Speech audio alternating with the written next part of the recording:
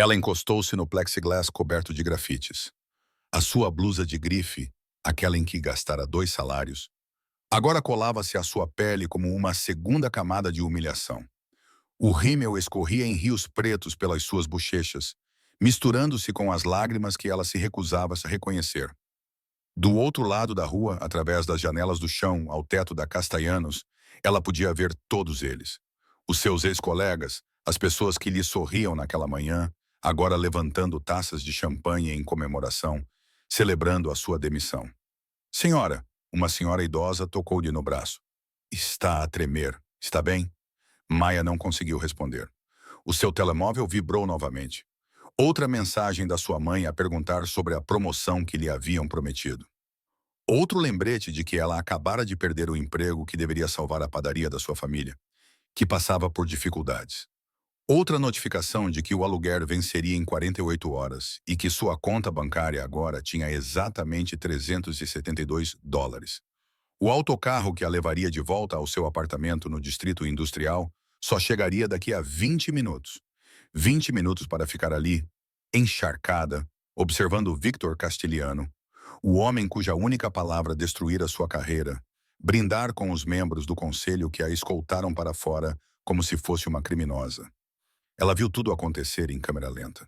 Victor entrando na sala de conferências onde ela estava a apresentar sua análise de fim de ano. Victor inclinando-se para sussurrar algo ao CEO, o rosto do CEO escurecendo, seguranças aparecendo ao seu lado antes mesmo de ela terminar a frase. Com efeito imediato, eles disseram: "Não volte para sua mesa. Enviaremos seus pertences pelo correio." Sem explicação, sem indenização, nada. E quando ela tentou perguntar o motivo, quando olhou diretamente para Victor Castiano com confusão e desespero nos olhos, ele simplesmente olhou através dela como se ela fosse invisível, como se ela não fosse nada. A pior parte foi que naquela manhã, antes da reunião, ele segurou a porta do elevador para ela, fez uma piada sobre o café horrível, sorriu para ela com aqueles olhos azuis gelados, com os quais todas as mulheres do escritório fantasiavam. Ela realmente pensou: meu Deus, ela foi tão estúpida. Ela pensou que talvez ele finalmente estivesse a notar-lhe. Em vez disso, ele notou-a o suficiente para aniquilá-la. O telemóvel de Maia vibrou. Desta vez não era a mãe dela. Era o senhorio. O aluguer estava atrasado novamente este mês, e ainda era apenas dia 28. Terceira advertência, Maia. Preciso da confirmação do pagamento até amanhã, ou iniciarei o processo de despejo. Tenho sido paciente. As suas mãos tremiam enquanto ela respondia. Vamos conseguir. Prometo. Uma mentira. Ela não fazia ideia de como iria conseguir. O autocarro finalmente chegou, expelindo o fumo de diesel na chuva. Maia subiu, encontrou um lugar na parte de trás ao lado de um homem que cheirava a cigarros em derrota e viu o horizonte cintilante do centro da cidade desaparecer atrás dela. Cada quilômetro a afastava mais da vida que tinha construído, aproximando-a da realidade da qual fugia desde a morte do pai, que os deixou afogados em dívidas médicas. Ela estava tão perto de equilibrar as contas, de respirar, de ajudar a mãe a manter a padaria que pertencia à família há 3 gerações. A promoção significaria um aumento de 40%, significaria sobrevivência. Agora não significava nada. Maia fechou os olhos e tentou não calcular a rapidez com que tudo entraria em colapso. O apartamento seria o primeiro a ir, depois o carro. Ela já estava com 2 pagamentos atrasados. Depois, a padaria depois, a padaria da mãe, porque Maia vinha pagando secretamente o aluguel comercial nos últimos 8 meses, e a mãe achava que o negócio estava apenas lento, não catastrófico. O autocarro parou bruscamente. Era a sua parada. Maia desceu e pisou num buraco que fez com que água fria entrasse no seu sapato. Claro, claro. O seu prédio se erguia à frente, um armazém reformado com paredes finas e aquecimento ainda mais fino. Mas era o seu lar por enquanto. Ela subiu os 4 lances de escada, porque o elevador estava quebrado desde julho, procurou as chaves, empurrou a porta do seu pequeno estúdio e finalmente deixou-se cair no sofá usado. As lágrimas vieram então, lágrimas verdadeiras, do tipo que doem no peito e fazem sentir como se estivesse a afogar-se por dentro. O seu telemóvel acendeu. Outra mensagem, desta vez de um número que ela não reconhecia. Deixou o seu portátil na sua secretária. A segurança não me deixou ir buscá-lo para si. Vão apagá-lo amanhã. Sinto muito pelo que aconteceu. James, o seu portátil. O portátil com todos os seus ficheiros pessoais, o seu portfólio, os seus contactos, tudo o que ela precisaria para encontrar outro emprego. Amanhã não existiria mais. Maia soltou um som entre uma risada e um soluço. Perfeito. Absolutamente perfeito. Ela tirou as roupas molhadas, tomou um banho escaldante que mal produzia água quente suficiente para aquecê-la e rastejou para a cama às 19h30 de uma sexta-feira à noite. Através das paredes finas, ela podia ouvir a televisão dos vizinhos, o riso de outras pessoas. Os sons da vida continuando enquanto a sua desmoronava. O sono veio intermitente, cheio de pesadelos sobre os olhos frios de Victor Castiano e a maneira como ele a encarava. O telefone tocou à meia-noite. Maia acordou assustada, com o coração batendo forte, desorientada na escuridão. Por um momento de confusão, ela pensou que talvez tudo fosse um sonho. Talvez ela acordasse e ainda tivesse o seu emprego, ainda tivesse um futuro. Então ela viu o nome do seu senhorio no ecrã. Alô? A sua voz falhou com o sono e o medo. Maia. O Sr. Peterson parecia estranho. Preocupado, talvez. Maia, estou no seu apartamento. A sua porta está aberta. Tudo desapareceu. As palavras não faziam sentido. O quê? Eu estou no meu apartamento. Estou na cama. Não, querida, não está. Estou no seu apartamento agora. Número 412, certo? Está completamente vazio, limpo. A porta estava aberta quando vim verificar um vazamento de água no andar de baixo. Maia sentiu um frio na barriga.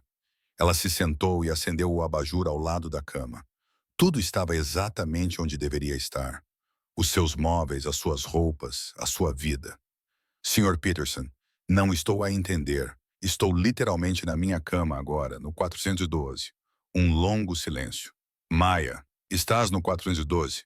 Sim. Em que prédio? A pergunta não fazia sentido. Como assim? Em que prédio? No teu prédio. 1247 Industrial Maia. A voz dele mudou.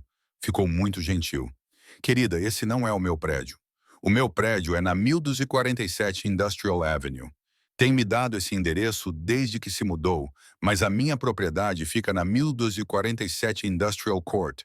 É um prédio diferente, a 2 quarteirões de distância. O quarto inclinou-se. Não foi isso que eu assinei com você. Há 6 meses, você assinou um contrato de aluguer para um apartamento na 1247 Industrial Court. Apartamento 412. O apartamento que está atualmente vazio, com a porta aberta, e parece que alguém o esvaziou às pressas. A mente de Maia correu tentando entender o que estava a acontecer. 6 meses atrás, desesperada por um lugar depois que a situação com a sua antiga colega de quarto implodiu, ela encontrou o anúncio online, visitou o apartamento, adorou os tijolos expostos, as grandes janelas, assinou o contrato de aluguel e se mudou naquela semana. Ela estava tão estressada, tão sobrecarregada com o trabalho e com a situação da mãe. Mal olhou para o endereço e o Sr. Peterson sempre a encontrava lá para inspeções e questões de manutenção. Ela nunca questionou isso. Estou a caminho, disse o Sr. Peterson. Qual é o seu endereço real? Maia olhou ao redor do apartamento com novos olhos. Disse a ele o endereço que estava na correspondência em cima da bancada. 20 minutos depois, alguém bateu à porta. Ela abriu e encontrou o Sr. Peterson, o gentil Sr. Peterson careca, que tinha sido paciente com o atraso no pagamento do aluguer, ali parado com um polícia. Sra. Reynolds, disse o polícia, preciso de lhe fazer algumas perguntas, começando por quem é realmente o proprietário deste apartamento onde mora. A verdade veio à tona aos poucos, cada detalhe mais horrível que o anterior. O apartamento não era do Sr. Peterson. Ele nunca tinha sido dono deste prédio. Quando Maia encontrou o anúncio online há 6 meses, era uma fraude. Alguém tinha roubado fotos de um anúncio legítimo e criado um falso. Mas não para roubar o seu depósito. Algo mais elaborado. Alguém a tinha deixado morar aqui. Alguém tinha aceitado os seus pagamentos de aluguer numa conta que ela pensava ser do Sr. Peterson. Alguém mantinha a ficção de que ela tinha um contrato de arrendamento legítimo. Não compreendo, sussurrou Maia. Por que alguém faria isso? O agente trocou um olhar com o Sr. Peterson. Menina Reynolds, este edifício é propriedade da Castellaniano Properties há 3 anos e, de acordo com os registros deles, esta unidade específica foi mantida vazia intencionalmente, reservada, segundo eles, não disponível para arrendamento. O nome atingiu-a como um golpe físico. Castano. A empresa de gestão imobiliária não nos deu mais detalhes sem um mandado, mas sim Castano Properties, uma grande imobiliária no centro da cidade, gerida por Victor Castaniano. Maia terminou com a voz vazia. Os olhos do agente ficaram mais perspicazes. Conhece-o? Trabalhei para ele até hoje. Até ele me despedir. As peças estavam lá, espalhadas à sua volta como vidros estilhaçados. Mas Maia não conseguia formar uma imagem que fizesse sentido. Por que Victor Castellano, um homem que nunca tinha trocado mais do que 5 palavras com ela, antes de hoje, teria providenciado para que ela morasse num dos seus apartamentos? Por que ele a teria deixado acreditar que ela tinha um contrato de arrendamento legítimo? Por que ele teria esperado 6 meses e depois destruído o emprego dela? Senhora Reynolds, preciso que faça as malas, disse o agente gentilmente. Este apartamento não é legalmente seu. O verdadeiro proprietário pode processá-la por invasão de propriedade. E dado que a Castellano Properties já apresentou uma queixa sobre a ocupação da unidade, o que? A cabeça de Mia ergueu-se rapidamente. Quando esta tarde alguém do escritório deles ligou por volta das 17 horas, disse que tinham descoberto um ocupante ilegal numa das suas propriedades. 17 horas, horas depois de ele a ter despedido. Victor Castellano não tinha apenas destruído o seu emprego. Ele a armou para que ela perdesse a sua casa no mesmo dia. Ele estava a orquestrar isso desde o início, deixando-a morar ali apenas para poder tirar tudo de uma vez. Maia sentiu algo frio e duro se instalar no seu peito. Algo que ultrapassou o medo e a confusão e se transformou em fúria. Não vou a lugar nenhum, ela se ouviu dizer. Não até entender o porquê. Não até ele me dizer o que eu fiz para merecer isso. O agente abanou a cabeça. Menina Reynolds, isso não é... Alguém da Castellano Properties virá aqui esta noite para me expulsar? Bem, não. Provavelmente não até segunda-feira, quando os escritórios deles. Então vou ficar até segunda-feira e segunda-feira de manhã. Vou à sede deles e vou obter respostas. O Sr. Peterson parecia preocupado. Maia, querida, talvez devesses apenas... Tenho $372 em meu nome, disse Maia baixinho. Sem emprego, sem perspectivas, sem apartamento, aparentemente. Em 3 dias, não terei dinheiro para pagar um quarto de hotel, muito menos o primeiro e o último mês de aluguer num lugar novo. Não tenho mais nada a perder. Então, vou descobrir por que Victor Castellano decidiu arruinar a minha vida e depois vou garantir que todos saibam que tipo de homem ele realmente é. O agente suspirou, mas não discutiu mais. Ele tomou o depoimento dela, fez-lhe assinar alguns papéis e saiu com um aviso de que ela estava ali por sua conta e risco. Quando eles se foram, Maia sentou-se no apartamento que não era seu e abriu o seu portátil, aquele sobre o qual James a tinha avisado. O portátil de trabalho que ela tinha pegado antes que a segurança a impedisse. Aquele com todos os seus ficheiros pessoais guardados, porque ela nunca confiou na nuvem. Ela começou a pesquisar. Victor Castellaniano, 34 anos, bilionário que fez fortuna por conta própria, assumiu a empresa de construção civil da família, que passava por dificuldades aos 22 anos e transformou-a num império que abrangeu o setor imobiliário, desenvolvimento e capital privado. Conhecido por ser implacável, conhecido por nunca perder, conhecido por manter a sua vida pessoal completamente privada. Ela aprofundou a pesquisa, indo além das matérias elogiosas e dos perfis da Forbes, e encontrou rumores, boatos sobre negócios que deram errado para quem se opôs a ele. Parceiros de negócios que o processaram e depois misteriosamente desistiram dos processos. Alguns jornalistas que começaram a investigar as suas práticas comerciais e depois pararam de repente. Nada concreto, nada comprovável. Apenas um padrão de pessoas que se aproximavam demasiado de Victor Castellano e depois se afastavam. Por que ela? O que tinha feito? Maia relembrou todas as interações que teve com ele nos 2 anos em que esteve na empresa. Não foram muitas. Algumas viagens de elevador partilhadas. Um evento da empresa em que se sentaram à mesma mesa e ele lhe perguntou sobre o seu passado. Ela contou-lhe sobre a padaria, sobre o seu pai, sobre querer ajudar a mãe a manter o negócio da família vivo. Ele pareceu interessado, até mesmo gentil. Fez perguntas ponderadas. 2 semanas depois, ela recebeu o seu primeiro aumento, sem ter pedido.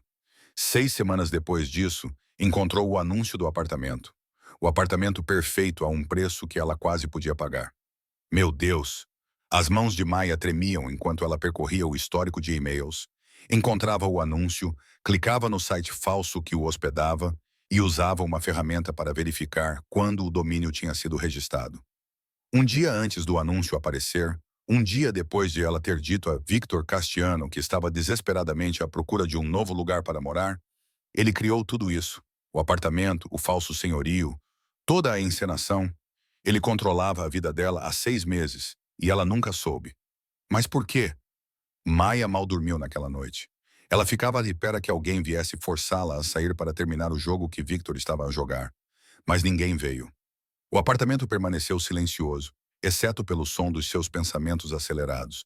Às 8 horas da manhã de segunda-feira, ela vestiu o seu melhor fato, o azul marinho que usara na entrevista há 2 anos, aquele que a fazia sentir poderosa mesmo quando não estava. Ela maquilhou-se cuidadosamente, cobrindo as olheiras, prendeu o cabelo escuro num coque elegante, olhou-se no espelho e mal reconheceu a mulher que a fitava.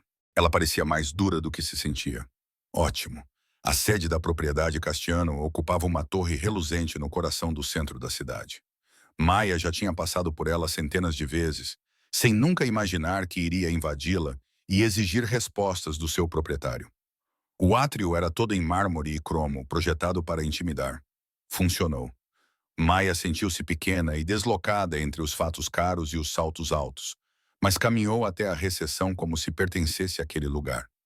Preciso de falar com Victor Castiano. A recepcionista, uma mulher elegante na casa dos 50 anos, deu a Maia um sorriso ensaiado que não chegou aos olhos. Tem marcação?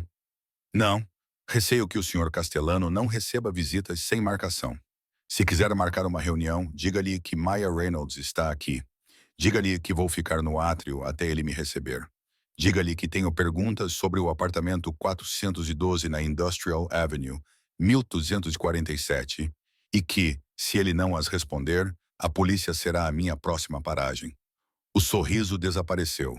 A recepcionista pegou no telefone, virou-se ligeiramente e falou em voz baixa. Quando se virou de volta, a sua expressão tinha mudado para algo entre curiosidade e pena.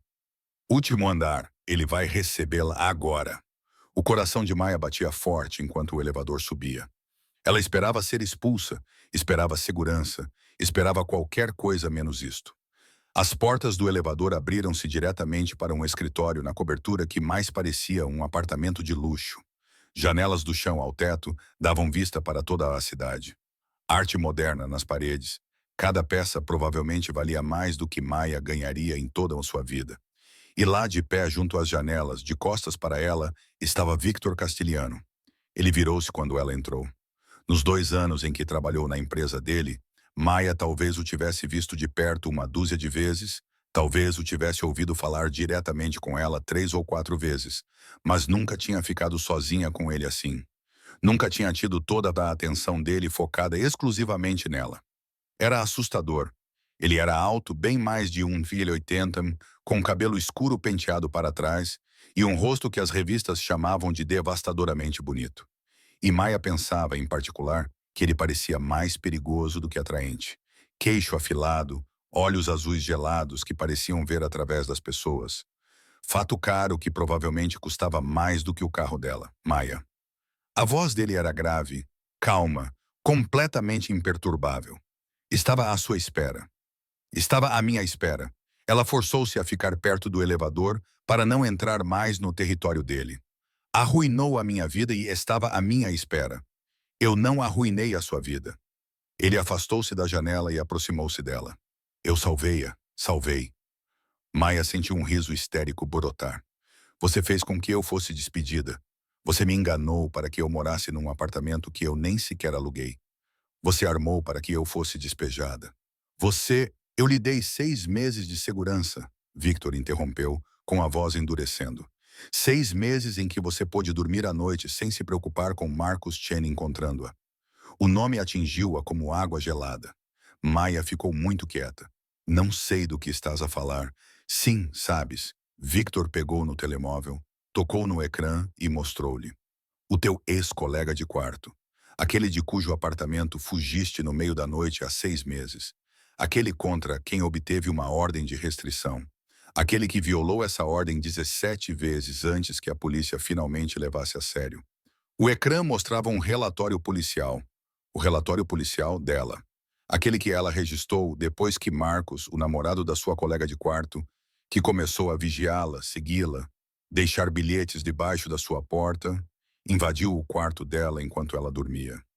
Como é que tem isso? Sussurrou Maia. Porque tenho pessoas que descobrem coisas.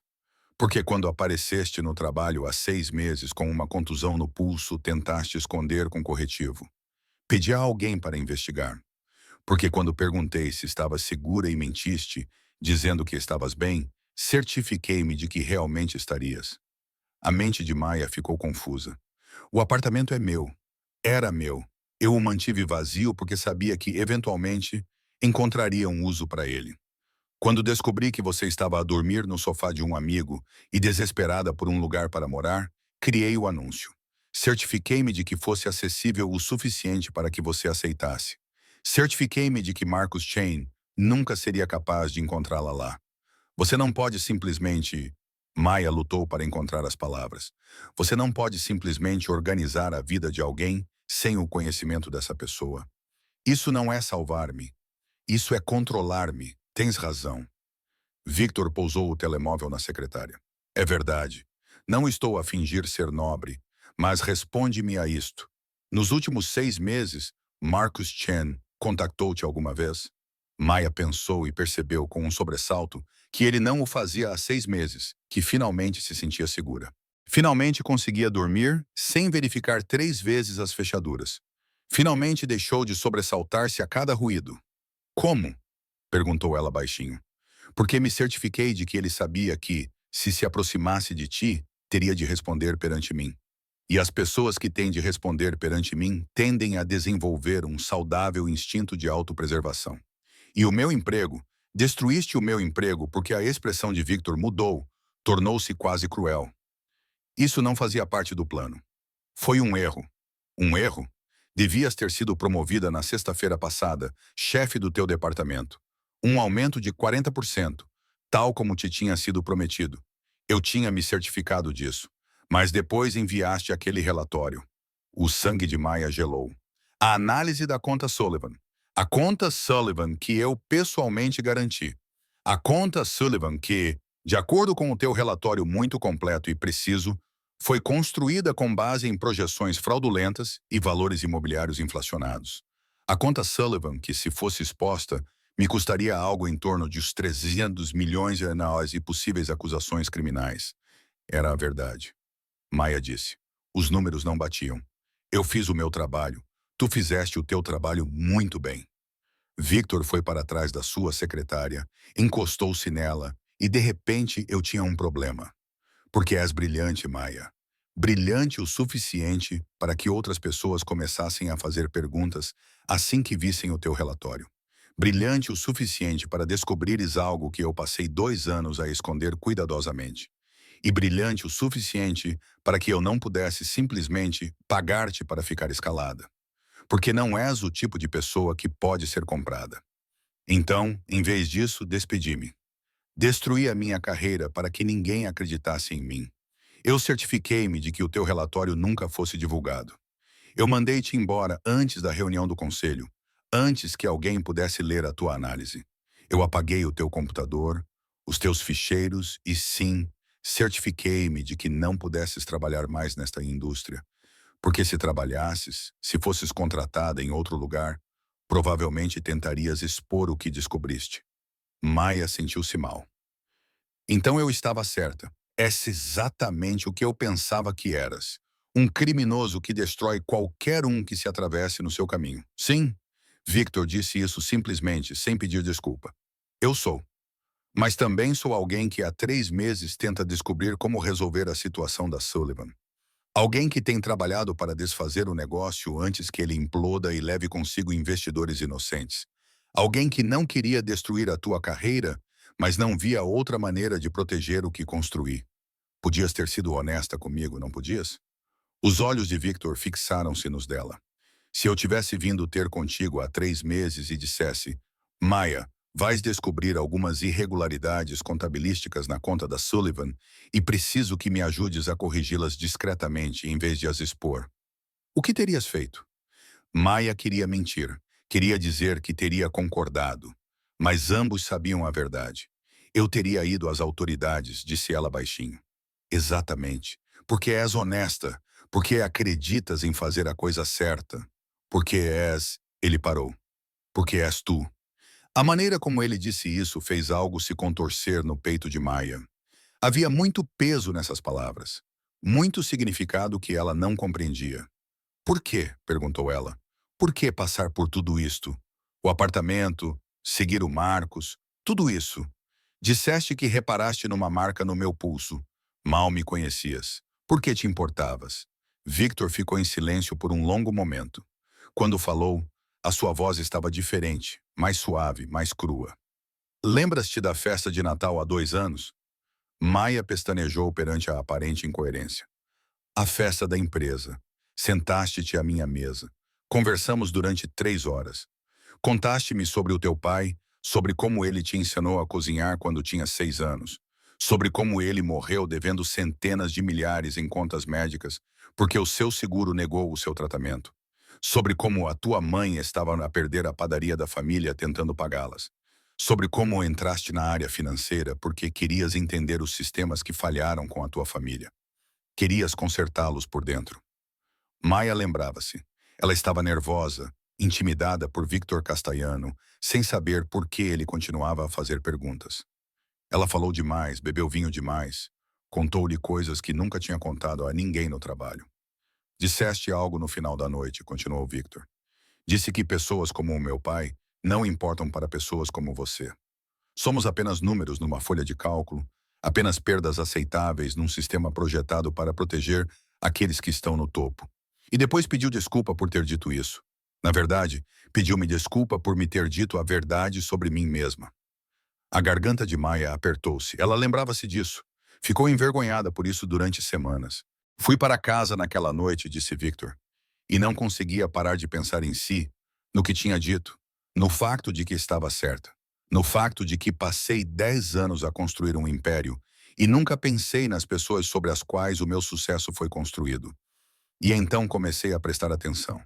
Reparei que trabalhava até tarde todas as noites. Reparei que não almoçava. Reparei que parecias exausta e estressada, como se carregasses o peso do mundo. Então, investigaste-me. Então, certifiquei-me de que estavas segura. Victor corrigiu. E sim, eu sabia que estava a ultrapassar os limites, sabia que era errado. Mas, Maia, fazes ideia do que Marcus Chen planeava fazer contigo? A pergunta foi silenciosa. Terrível. Tenho de ver o computador dele, continuou Victor. Quando a Mia não respondeu, antes que eu tivesse alguém para convencê-lo a se mudar para 3 estados de distância e nunca mais voltar, ele tinha fotos suas, centenas delas, mapas da sua rotina, listas dos seus amigos. Ele estava obcecado, Maia, e estava a escalar. A polícia não estava a levar a sério, e tu estavas a dormir no sofá de um amigo, pensando que uma ordem de restrição te protegeria. As mãos da mãe tremiam. Tu não tinhas o direito. Eu tinha todo o direito. A voz de Victor ficou dura. Porque alguém precisava. Porque tu estavas a afogar-te e ninguém estava a ajudar-te. Porque tu és brilhante e corajosa e mereces melhor do que ser perseguida por um homem violento enquanto trabalhas até a exaustão tentando salvar todos os outros. Para, Maia sussurrou. Para de agir como se tivesses feito isso por mim. Fizeste isto porque querias controlo. Porque viste algo que querias e foste atrás disso. Tens razão. Victor não desviou o olhar. Eu vi algo que queria. Alguém que eu queria e assumi o controlo porque é isso que eu faço. Mas não finjas que não te beneficiaste. Não finja que os últimos 6 meses não foram melhores para si. Mais seguros. Não finja que não dormiu melhor sabendo que Marcus Chen não poderia encontrá-la. Maya queria discutir. Queria dizer-lhe que ele estava errado, mas não conseguiu. E agora? Perguntou ela. Agora despediu-me, armou para que eu fosse despejada, garantiu que nunca mais trabalharei em finanças. Qual é o objetivo final, Victor? Tudo isto foi apenas uma forma elaborada de me punir por ter descoberto sobre o Sullivan? Não. Ele contornou a secretária e aproximou-se dela, o suficiente para que Maya tivesse de inclinar a cabeça para trás para o olhar nos olhos. Esta foi uma forma elaborada de lhe dar uma escolha. Uma escolha. Pode sair daqui agora mesmo. Vou passar-te um cheque com dinheiro suficiente para arranjares um novo apartamento. Sobreviver até encontrares trabalho. Vou garantir que a situação com o Sullivan não te afete. Nunca mais terás de me ver. Ou podes ajudar-me a resolver isto? Maya olhou para ele. Resolver o Sullivan depois de teres destruído a minha carreira para que eu não pudesse expô-lo? Eu destruí a tua carreira naquela empresa. Eu me certifiquei de que não pudesses trabalhar para nenhum dos meus concorrentes, mas nunca disse nada sobre trabalhar para mim. Queres contratar-me? Quero fazer de ti minha sócia. Os olhos de Victor estavam intensos, ardendo com algo que Maya não conseguia nomear. Não apenas na empresa, em tudo. Preciso de alguém brilhante o suficiente para me ajudar a desfazer Sullivan sem que isso se torne um caso criminal. Alguém com as competências para reestruturar o negócio, proteger os investidores, minimizar os danos. Alguém que entenda tanto de números quanto de ética. Alguém em quem eu possa confiar. Quer que eu o ajude a encobrir uma fraude? Quero que me ajude a consertar isso. A voz de Victor era firme. Sim, cometi erros. Sim, ultrapassei limites éticos que não deveria ter ultrapassado. Mas se a Sullivan implodir da maneira como está indo, não será só eu quem será prejudicado. Vai prejudicar 3 fundos de pensões, 2 fundações de caridade e cerca de 1.500 investidores individuais que confiaram em mim. Não posso deixar isso acontecer. Por que devo acreditar que realmente te importas com esses investidores? Porque me ensinaste a fazer isso. A admissão pareceu custar-lhe algo. Há 2 anos eu não teria feito isso. Há 2 anos teria cortado as minhas perdas e deixado que eles se danassem. Mas passei 2 anos a observar-te, Maya. Observando o quanto te esforças para fazer a coisa certa. Observando o quanto te importas. Observando como te sacrificas para tentar ajudar todos os outros. E isso mudou-me. Fez-me querer ser alguém que merecesse o teu respeito. O coração de Maya batia tão forte que ela mal conseguia ouvir os seus próprios pensamentos. Isso é loucura. Estás a pedir-me para... Estou a pedir-te para salvar 1.500 famílias de perderem os seus fundos de aposentadoria. Estou a pedir-te para me ajudares a ser melhor do que eu era. Estou a pedir-te para dares uma oportunidade a alguém que provavelmente nunca te merecerá, mas que passará o resto da vida a tentar. O resto da tua vida. A voz de Maya saiu trêmula. Victor estendeu a mão lentamente, sinalizando o movimento, dando-lhe tempo para se afastar. Quando ela não o fez, ele segurou o rosto dela com as mãos. As palmas das mãos dele estavam quentes contra a pele dela. Eu não faço nada pela metade, Maya. Quando quero algo, eu pego. Quando me comprometo com algo, eu levo adiante. Quando reivindico algo como meu, eu protejo com tudo que tenho. E eu te quis te proteger, quis te reivindicar como minha desde a noite em que me disseste que eu era tudo de errado no mundo e depois pediste desculpas por ser honesta. Isso não é... Maya prendeu a respiração. Não se pode simplesmente reivindicar pessoas. Eu já o fiz. O polegar dele roçou a maçã do rosto dela. Há 6 meses, quando me certifiquei de que Marcus Chen nunca mais te tocaria. Há 3 meses, quando comecei a trabalhar à noite para tentar consertar a Sullivan antes que tu a encontrasses. Esta manhã, quando despedi todos os membros do conselho que tentaram te colocar na lista negra da indústria. Eu tenho te reivindicado, Maya. Só estava à espera que tu percebesses isso. Você demitiu o conselho? Os olhos de Maya se arregalaram. Todos os 12 receberam indenizações condicionadas à assinatura de acordos de confidencialidade e ao compromisso de nunca interferir na sua carreira. Isso me custou cerca de 30 milhões de reais em 3 relações comerciais importantes, mas eu não ia deixar que eles a magoassem. Maya deveria estar zangada. Deveria se sentir manipulada, deveria empurrá-lo, sair andando e nunca mais olhar para trás. Mas tudo o que ela conseguia pensar era que durante 6 meses ela se sentiu segura pela primeira vez em anos. Que alguém a estava a proteger, a cuidar dela, a garantir que ela estivesse bem. Que Victor Castellano, o implacável, perigoso e moralmente complicado Victor Castellano, estava a lutar por ela antes mesmo de ela saber que havia uma batalha. Diga sim. A voz dele baixou para algo áspero e desesperado. Ajude-me a consertar Sullivan. Trabalhe comigo. Deixa-me ensinar-te tudo o que sei sobre esta indústria enquanto tu me ensinas a navegar nela sem sacrificar a minha alma. Deixa-me proteger-te enquanto tu me mantens honesto. Deixa-me. Ele parou, parecendo lutar com as palavras. Deixa-me amar-te da maneira que eu queria há 2 anos. Amar? A voz de Maia quebrou-se com a palavra. Não sou bom nisso, admitiu Victor. Estou habituado a pegar no que quero, não a pedir. Estou habituado a controlar, não a ser vulnerável. Mas tu fazes-me querer ser melhor. Fazes-me querer merecer-te. E estou a pedir, estou a implorar por uma oportunidade de provar que posso ser. A mente de Maia percorreu tudo o que ela tinha aprendido nas últimas 12 horas. O apartamento que não era dela, mas tinha sido o primeiro lugar onde se sentiu segura em meses. O emprego que ela havia perdido, mas que a estava a destruir com estresse e horários impossíveis.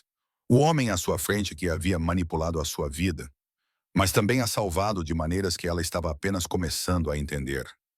Era confuso, provavelmente doentio, definitivamente complicado.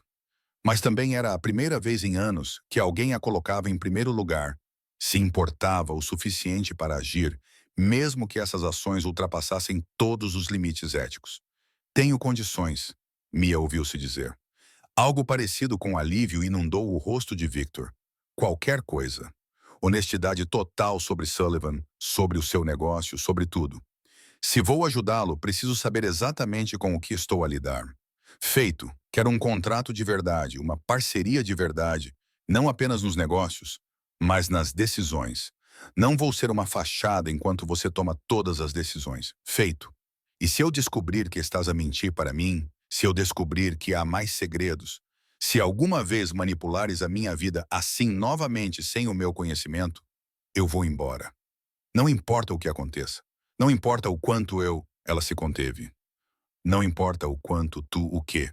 A voz de Victor era suave, intensa. Não importa o quanto eu queira ficar, Maia admitiu baixinho. O sorriso de Victor foi lento e devastador. Tu queres ficar? Provavelmente estou louca. Provavelmente.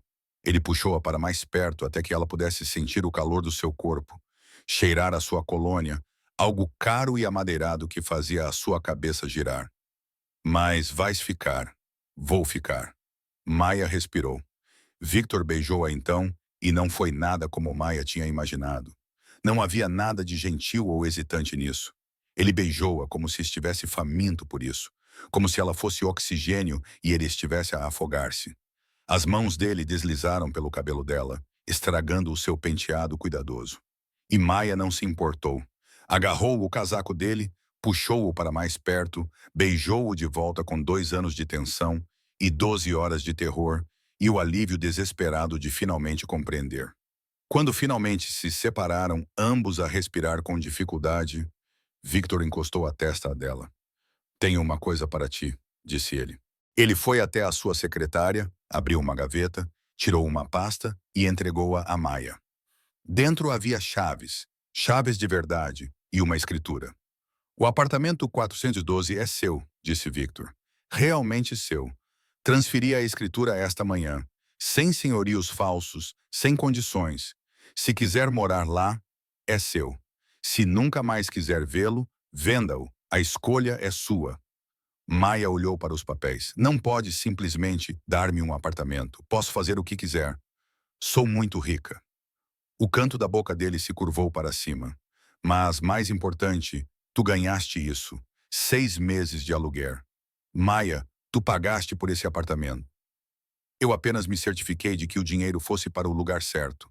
Paguei talvez os 15 mil dólares. Este apartamento vale o que eu disser que vale. E eu digo que é teu. A expressão de Victor ficou séria. Precisas de entender uma coisa. Tudo o que tenho, tudo o que construí, estou a colocar nas tuas mãos. Vais ter acesso a tudo. As minhas contas, os meus negócios, os meus segredos. Porque confio em ti e porque preciso que confies em mim. Não se trata apenas do Sullivan. Trata-se de construir algo novo, algo melhor juntos. Maya olhou para a escritura, depois voltou a olhar para Victor. E se eu não conseguir consertar o Sullivan, então lidaremos com as consequências juntos. Mas, Maya, se alguém pode salvar essa situação, é você. Eu li tudo o que você já escreveu, todas as análises, todos os relatórios. Você vê padrões que outras pessoas não veem. Você entende os sistemas de uma forma que é quase assustadora. Se há uma maneira de consertar isso, você vai encontrá-la. Você tem muita fé em mim para alguém que acabou de me despedir para me impedir de o expor. Eu despedi-te para te proteger dos meus próprios erros. Há uma diferença. Victor puxou-a para perto novamente. E se isso serve de consolo, passei os últimos 3 dias aterrorizado com a possibilidade de descobrires o que eu fiz e me odiares para sempre. O facto de ainda estares aqui é mais do que eu mereço. Eu deveria odiar-te, disse Maya. Manipulaste toda a minha vida. Deverias, mas odias? Maya pensou nisso. Pensou mesmo nisso. Sobre Marcus Chen e os 6 meses de paz. Sobre o estresse impossível do seu antigo emprego e o alívio de ter acabado. Mesmo que não tivesse sido ela a escolher. Sobre estar neste escritório com um homem que virou o seu mundo de cabeça para baixo e, de alguma forma, a fez sentir-se mais segura do que se sentia há anos. Não, ela admitiu. Eu não te odeio. Eu deveria, mas não odeio. Por que não? Porque acho que estás a dizer a verdade. Acho que realmente queres consertar a Sullivan. Acho que realmente te importas com esses investidores. E acho... Ela respirou fundo. Acho que me viste quando ninguém mais viu. Viste-me de verdade. Não apenas a funcionária que trabalhava duro, mas a pessoa que estava a afogar-se. E tu atiraste-me uma boia de salvação, mesmo que eu não tivesse pedido. Eu vi-te. A voz de Victor estava áspera. Eu vi-te e não consegui desviar o olhar. Ainda não consigo. Acho que nunca conseguirei. Maya esticou o braço e traçou a linha do queixo dele. Isto é loucura. Completamente insano. Vamos ter que estabelecer alguns limites sérios. O que precisares. E se vamos fazer isto, se somos realmente parceiros, preciso que me prometas uma coisa. Qualquer coisa. Promete-me que, a partir de agora, tomaremos as decisões juntos. Chega de orquestrar a minha vida sem o meu conhecimento. Chega de me proteger controlando-me. Se algo estiver errado, se houver perigo, se estiveres preocupado, diz-me. Confia em mim para lidar com isso. Confia que sou forte o suficiente. Os olhos de Victor procuraram o rosto dela. Prometo. Mas tens que me prometer uma coisa também. O quê? Promete-me que me deixarás proteger-te quando precisares. Que não tentarás carregar tudo sozinha. Que confiarás em mim o suficiente para te apoiares em mim. Maya pensou em todos os meses que passou a lidar com pagamentos impossíveis de aluguer, a padaria da mãe, o assédio de Marcus Chen e a pressão no trabalho. Pensou em como tinha sido exaustivo fingir que estava bem, nunca pedir ajuda, desmoronar lentamente sob o peso de tudo isso. Prometo, sussurrou ela. Victor beijou-a novamente, mais suavemente desta vez, mais docemente, como um selo no acordo que acabavam de fazer. Quando se separaram, Maya olhou para as janelas, para a cidade que se estendia abaixo deles.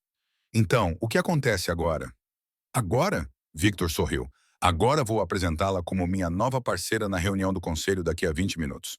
Agora vamos começar a reestruturar a Sullivan juntos. Agora vou levá-la para jantar hoje à noite e vamos descobrir como fazer isso funcionar. Agora vamos começar a construir algo melhor. Você não está preocupado com o que as pessoas vão dizer sobre a imagem de contratar, de repente, a mulher que você acabou de demitir. Deixe-os dizer o que quiserem. A voz de Victor ficou dura, possessiva. Agora és minha Maya, minha sócia, minha igual. Quem tiver algum problema com isso pode procurar outro lugar para trabalhar. Maya deveria ter se irritado com a possessividade. Deveria ter se oposto a ser chamada de sua. Mas a maneira como ele disse isso, como se ela fosse algo precioso, algo pelo qual valesse a pena lutar, fez com que ela se sentisse amada, em vez de possuída. Está bem, disse ela. Vamos fazer isso. Victor estendeu a mão. Maya a apertou. Juntos, caminharam em direção à sala de conferências, onde 12 novos membros do conselho aguardavam para conhecer o novo coproprietário da empresa, onde Maya começaria o trabalho de consertar a Sullivan e provar que ética e sucesso não precisavam ser mutuamente exclusivos, onde ela começaria a construir um futuro que nunca poderia ter imaginado 3 dias atrás. Enquanto caminhavam, o telemóvel de Victor vibrou. Ele olhou para ele e mostrou a tela a Mia. Uma mensagem de texto de um número desconhecido. Diga a Maya que a padaria da mãe dela recebeu uma doação anônima substancial esta manhã, suficiente para cobrir 6 meses de aluguer comercial e uma renovação completa da cozinha. O doador insistiu em permanecer anônimo, mas queria que ela soubesse que a padaria está segura. Maya parou de andar e olhou para Victor com lágrimas nos olhos. Não podes continuar a dar-me coisas. Eu não estou a dar-te nada. Estou a investir no que é importante para ti. Porque o que é importante para ti agora é importante para mim. Ele enxugou uma lágrima que escorria pela bochecha dela. A padaria da tua mãe é importante. O legado do teu pai é importante. Tu és importante, Maya. Mais do que tudo. Isto é demais. Isto é apenas o começo. Victor puxou-a para perto, deu-lhe um beijo na testa. Vais ter que te acostumar com isso. Sou muito bom em conseguir o que quero, e o que quero é ver-te feliz. O que quero é devolver-te tudo o que o mundo tirou de ti. O que quero é passar o resto da minha vida a garantir que nunca tenhas de escolher entre ajudar os outros e cuidar de ti mesma. Maya enterrou o rosto no peito dele, oprimida pela enormidade de tudo isso. Pelo homem que manipulou a sua vida, mas também a salvou. Pelo futuro que se desenrolava diante dela, que não era nada parecido com o que ela tinha planeado, mas que de alguma forma parecia mais certo do que qualquer coisa que ela tivesse imaginado. Estou apavorada, ela admitiu. Ótimo! Os braços de Victor apertaram-na com mais força. Isso significa que estás a prestar atenção. Mas, Maya, preciso que compreendas uma coisa. Sou assustador quando estou a proteger algo de que gosto. Sou implacável quando alguém ameaça o que é meu. E tu és minha agora. O que não significa nada. E ninguém jamais vai magoar-te novamente. Nem Marcus Chen, nem a diretoria, nem ninguém. Tu estás sob a minha proteção e eu não levo isso de ânimo leve. Isso é para ser romântico. É para ser a verdade. Victor afasta-se o suficiente para olhá-la. Não vou fingir ser alguém que não sou. Não sou um homem bom, Maya. Não vou de repente tornar-me gentil, ético ou seguro. Mas vou ser teu. Completamente e absolutamente teu. E vou passar todos os dias a tentar ser o homem que tu me fazes querer ser. Maya olhou para ele. Este homem complicado, perigoso e brilhante que virou o seu mundo de cabeça para baixo. Quem a viu quando ela era invisível? Quem a protegeu quando ela estava vulnerável? Quem lhe ofereceu uma parceria que era muito mais do que negócios? Então vamos ser terríveis juntos, disse ela. Vamos consertar a Sullivan, quebrar todas as regras e construir algo que seja nosso. Vamos ser as pessoas que fazem a coisa certa, mesmo que isso nos custe tudo. Combinado. Victor beijou-a mais uma vez, com força e possessividade. Agora vamos. Temos uma reunião do conselho para participar e um império para reconstruir juntos. Enquanto entravam na sala de conferências de mãos dadas, Maya sentiu algo se acomodar em seu peito. Algo como voltar para casa, como encontrar seu lugar no mundo, como finalmente, ser vista exatamente como ela era e escolhida. De qualquer forma, não era o futuro que ela tinha planeado. Era melhor. E quando Victor a apresentou ao conselho como sua parceira, sua igual, a mulher que ajudaria a remodelar tudo o que eles tinham construído em algo melhor, quando ele olhou para ela com orgulho, possessão e amor, Maya soube que tinha feito a escolha certa. Eles iriam consertar a Sullivan juntos. Eles iriam enfrentar as consequências dos erros passados de Victor juntos. Eles iriam construir algo novo juntos. E se o mundo não gostasse disso, se as pessoas cochichassem sobre como era inadequado, como a situação tinha sido distorcida, bem, que cochichassem. Maya Reynolds passou toda a sua vida tentando ser aceitável, tentando seguir as regras, tentando ser pequena o suficiente para que ninguém percebesse quando ela estava a lutar. Mas Victor Castiano a viu, a reivindicou, mostrou-lhe que, às vezes, a coisa mais poderosa que se pode fazer é ocupar espaço, exigir o que se merece e recusar-se a pedir desculpas por querer mais. Então era exatamente isso que ela iria fazer. 3 meses depois, Maia estava no mesmo prédio onde uma vez apanhou o autocarro para casa na chuva, observando o pôr do sol sobre a cidade. Agora ela usava um anel na mão esquerda, uma esmeralda rodeada por diamantes que Victor colocou em seu dedo numa tranquila manhã de domingo com um simples: "Agora és minha para sempre." Sem proposta romântica, sem gestos grandiosos, apenas uma declaração de fato e um anel que provavelmente custou mais do que a casa da sua infância. Era perfeito. A Sullivan tinha sido reestruturada. Os investidores estavam seguros. Os fundos de pensões estavam protegidos. E Maia ganhou a reputação de ser a mulher que salvou 1.500 famílias da ruína financeira, ao mesmo tempo que conseguiu impedir Victor Castiano de ir para a prisão. A comunicação social adorou a história. A prodígio das finanças éticas que domou o bilionário implacável. A mulher que reformou o bad boy. Eles entenderam tudo errado. Victor não tinha mudado quem ele era. Ele ainda era implacável, ainda era perigoso, ainda estava disposto a infringir todas as regras que não fossem completamente quebradas. Mas agora ele tinha Maia para mantê-lo honesto, para garantir que sua implacabilidade fosse direcionada a proteger as pessoas em vez de explorá-las, para ser sua consciência quando a sua própria estava turva. E Maia não o tinha domado. Ela apenas lhe mostrou que proteger as pessoas que você ama é mais gratificante do que destruir as pessoas que se colocam no seu caminho. Você parece pensativa. O braço de Victor deslizou pela cintura dela por trás, arrependido de ter dito sim. Nem um pouco.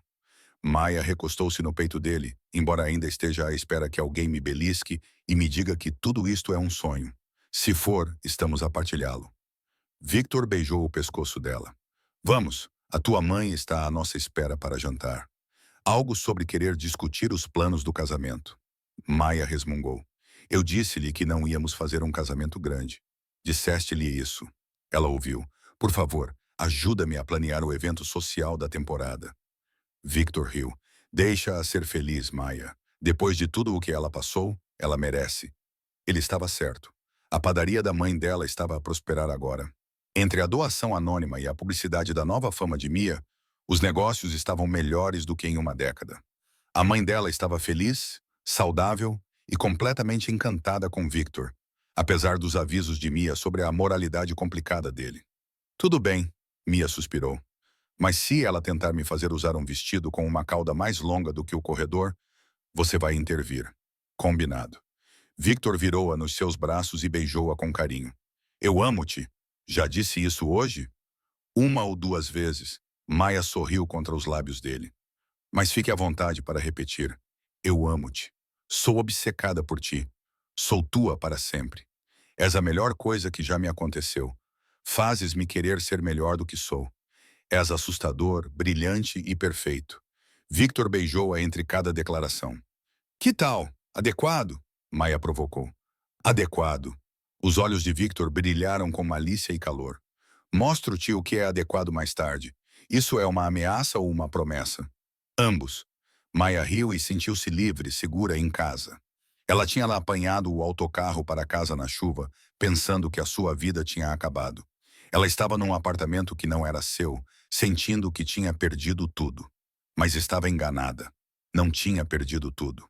Apenas estava a abrir espaço para algo melhor, algo maior, algo que era completamente dela. E enquanto Victor a levava para a padaria da mãe dela no seu carro obscenamente caro, com a mão quente na coxa dela, o futuro deles se estendendo diante deles como um livro ainda não escrito, Maia Reynolds soube que nunca mais pegaria o autocarro para casa. Não precisava, já estava em casa.